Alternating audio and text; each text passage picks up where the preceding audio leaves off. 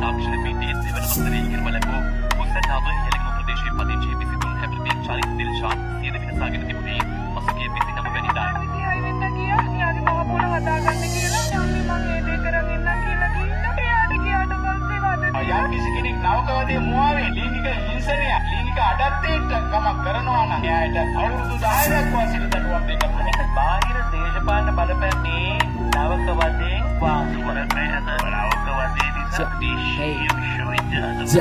Hey kolek macam campus ini hina goda kia gana lolo tika karu beta sedela sabareta bola ahinsaka yuke tatu kapre kumatada tope oya pake wade nabadine kabadada එනපතින්නේ කබදාද පාසලේ බොන්න ටික අඩෝ campus එකේ චාරිතලු අධ්‍යාපනයේ නිදහස උනිස පළු දුලු අහිංසක කොළ එල්ලුනේ දුක පිටලලු අබදානේ හික කන්න බල්ලෝ ටික කඩ වට වෙල බැන්න සුවා චාරිතගේ ජීවේ මොන කම්මිටු හදන්නු නක් තොපි බැන්න සුවේ අහිංසක කොල්ලෙක්ගේ ජීවේ ආඩෝ දිත්ත ධම්ම වේදනීය කර්මය පස්සෙන් එදී කනෑර බැන්න සෙන්ඩ යෝනේ අර හඬ වැල පෙන්න දෙම වියන්ත කෙදිනද නීතියෙන් සෙවණක් ලැබෙන්නේ කෙනෙක් වෙලා මලමිනියට අන්දලා තියෙන සූට් එක අරගෙන එදරේ කියන ලොකු බලාපොරොත්තුකින් මායි මගේ නෝනා බලන්නේ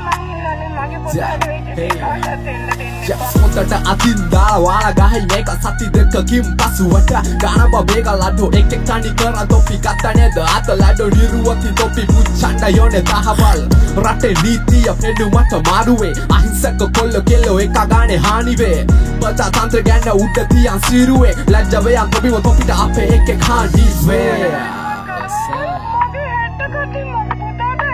මගේ පුතා මට නැති වුණා. නමුත් ඉදිරියට විශ්වවිද්‍යාල වලට තේරිපත් වෙන ළමයින්ට මේ වගේ නවකවාදයක්